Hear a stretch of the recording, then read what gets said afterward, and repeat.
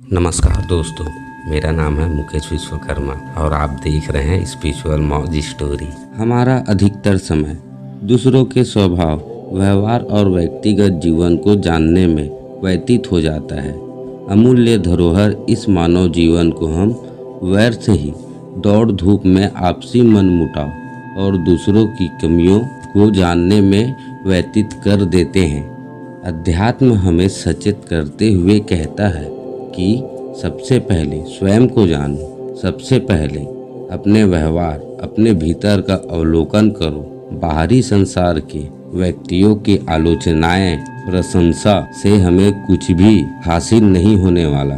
अपने भीतर के अवलोकन से ही हम शाश्वत आनंद और शांति के भंडार को हासिल कर सकते हैं। आध्यात्मिक तत्वों को अपने जीवन में आत्मसात करके ही आनंद और शांति की अनुभूति की जा सकती है। आइए अध्यात्म को और गहराई से जानते हैं। हर किसी के मन में सवाल उठा होगा, आध्यात्म किसे कहते हैं? आइए जानते हैं। जो लाइन अभी मैंने कही, उसी को अध्यात्म कहा जाता है। मेरा कहने का मतलब है जानने की इच्छा।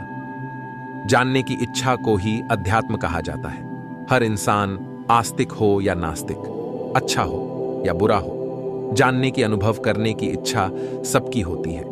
इंसान हर चीज को जानना चाहता है, हर चीज को अनुभव करना चाहता है, और आध्यात्म यही कहता है तुम हर चीज को जानो, हर चीज का अनुभव करो, तो ही तुम पूर्ण रूप से पूर्ण आत्मा बन सकोगे। तभी तुम्हें परम सुख की प्राप्ति होगी और परमात्मा के दर्शन होंगे। तुम जितना ज्यादा अध्यात्म का अध्ययन करते हो, तुम उतने ही अध्यात्म में गहरे होते चले जाते हो। जो अध्यात्म का अध्ययन नहीं कर पाते, अंधकार की गहराई में चले जाते हैं। प्रथम आत्मा, अध्यात्म, अध्ययन करने वाली आत्मा, पूर्ण आत्मा। हमारे जीवन में अध्यात्म का बहुत बड़ा महत्व रहा है। अध्यात्म हमारे पैदा होने से लेकर मरने तक हमारे साथ रहता है। जो मनुष्य कहता है मैं आध्यात्मिक नहीं हूं, पूर्णता वह व्यक्ति गलत ही होता है, किंतु उसे ज्ञान नहीं होता।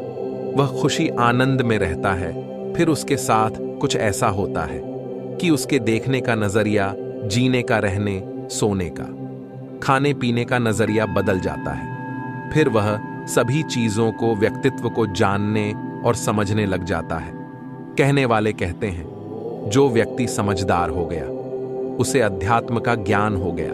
मेरे भी मन में जो सवालों की ज्वाला सालों साल से भड़क रही है, अपनी समझ और बुझ से इन सवालों के जवाब। तो चलिए शुरू करते हैं। प्रथम आत्मा। जब यह सृष्टि बनी, फिर जीव बने, जीवन की शुरुआत हुई। पेड़ पौधे, जानवर, नदी, हरियाली, हर चीज सृष्टि ने अपने नजरिए से ढाला। कहा जाए तो सबसे पहला या प्रथम आत्मा इन्हें ही कहेंगे। हम इसे दूसरे रूप से समझते हैं। जब इस धरती में बच्चे जन्म लेते हैं तो उसे कुछ समझदारी नहीं होती। ना वह किसी चीज को जान सकता है, ना चल फिर सकता है, ना बोल सकता है। उसे ही हम प्रथम आत्मा के रूप में देखेंगे। अध्य आत्मा। जब हम थोड़े बड़े हो जाते हैं तो हर चीज को जानने और समझने लगते हैं, चलने फिरने लगते हैं, बोलने लगते हैं, जवान हो जाते हैं, दुनिया को समझने लगते हैं। अध्यात्म की शुरुआत वहीं से होती है, जिसे हम अध्य आत्मा भी कह सकते हैं। पूर्ण आत्मा। फिर एक उम्र के पड़ाव में ज्ञान और आत्मा, प्रथम आत्मा, अध्य आत्मा का मिलन होता है, जिसे हम पूर्ण आत्मा कहते हैं। और फिर सभी के मिलन से हमें मिलता है परम आत्मा, परमात्मा।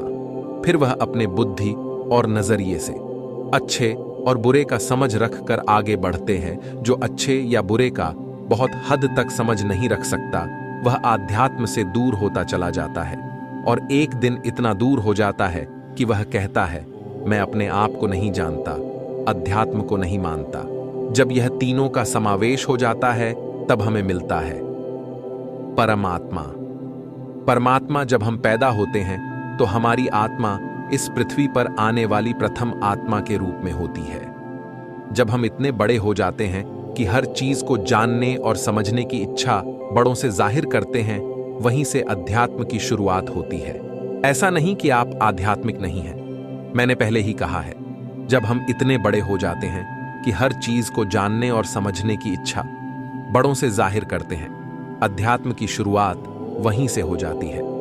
इंसान कितना भी अच्छा हो या कितना भी बुरा हो, अगर अध्यात्म ना हो तो अच्छे और बुरे का ज्ञान ही नहीं हो पाता है।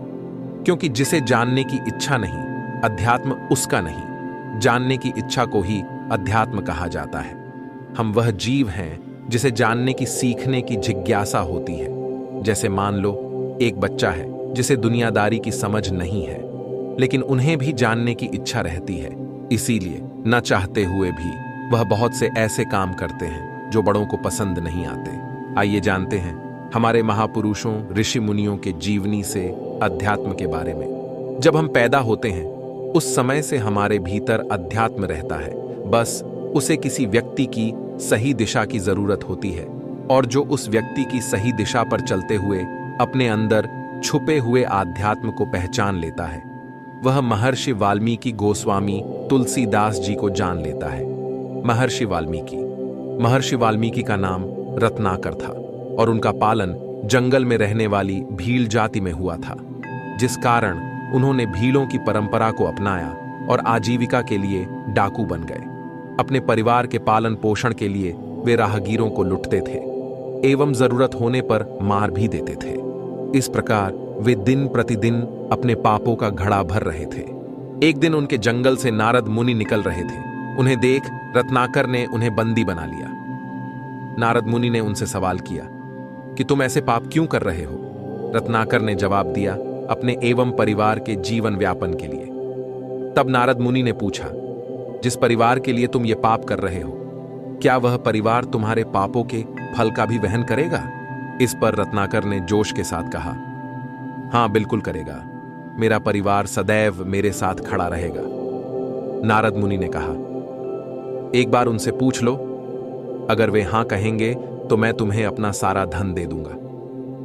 रत्नाकर ने अपने सभी परिवारजनों एवं मित्रजनों से पूछा, लेकिन किसी ने भी इस बात की हामी नहीं भरी। इस बात का रत्नाकर पर गहरा आघात पहुंचा और उन्होंने दुराचारी के उस मार्ग को छोड़ तप का मार्ग चुना एवं कई वर्षों तक ध्यान एवं तपस्या की, जिसके फलस्वरूप उन्हें महर्षि वाल्मीकि नाम एवं ज्ञान की प्राप्ति हुई और उन्होंने संस्कृत भाषा में रामायण महाग्रंथ की रचना की। इस बात से हमें यह सीख मिलती है कि जीवन जैसा चाहे भी हो, पर जब हमें सत्य ज्ञान की प्राप्ति हो जाती है तब हम आध्यात्मिक हो जाते हैं। एक और महापुरुष के जीवनी से जानते हैं अध्यात्म के बारे में। गोस्वामी तुलसीदास जी ज्येष्ठ शुक्ल त्रयोदशी गुरुवार संवत 1583 को 19 वर्ष की आयु में राजापुर से थोड़ी ही दूर यमुना के उस पार स्थित एक गांव की अति सुंदरी भारद्वाज गोत्र की कन्या रत्नावली के साथ उनका विवाह हुआ। तुलसीदास जी व रत्नावली दोनों का बहुत सुंदर जोड़ा था। दोनों विद्वान थे, दोनों का सरल जीवन चल रहा था। परंतु विवाह के कुछ समय बाद रत्नावली अपने भाई के साथ मायके चली गई। तब उनका वियोग तुलसी के लिए असहनीय हो गया था। एक दिन रात को वो अपने आप को रोक नहीं पाए। आव देखा नताव घनघोर अंधेरी रात में धुआंधार चलती बरसात में ही एक लाश को लकड़ी का लट्ठा समझकर उफनती यमुना नदी को तैर कर पार कर गए और रत्नावली के गांव पहुंच गए।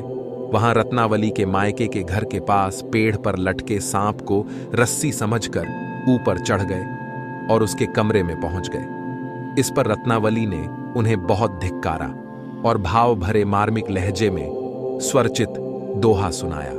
अस्थि चर्ममय देह यह तासों ऐसी प्रीत, नेकू जो होती राम से तो काहे भव भीत। अर्थात मेरे इस हाड़ मांस के शरीर के प्रति जितनी तुम्हारी आसक्ति है उसकी आधी भी अगर प्रभु से होती तो तुम्हारा जीवन संवर गया होता। सुनकर तुलसी सन्न रह गए। उनके हृदय में यह बात गहराई तक उतर गई और उनके ज्ञान चक्षु खुल गए। उनको अपनी मूर्खता का एहसास हो गया। वे एक क्षण भी रुके बिना वहां से चल दिए और उनका हृदय परिवर्तन हो गया। इन्हीं शब्दों की शक्ति ने तुलसीराम को महान गोस्वामी तुलसीदास बना दिया। तुलसीदास के नए अवतार ने रामचरितमानस जैसे महाकाव्य की रचना की। भारत ही नहीं सारी दुनिया उनकी रचनाओं का लोहा मानती है। आध्यात्मिकता की एक सामान्य परिभाषा यह हो सकती है कि यह ईश्वरीय ज्ञान की अनुभूति प्राप्त करने का एक दृष्टिकोण है। आध्यात्मिकता को जीवन में अक्सर प्रेरणा अथवा दिशा निर्देश के एक स्रोत के रूप में अनुभव किया जाता है।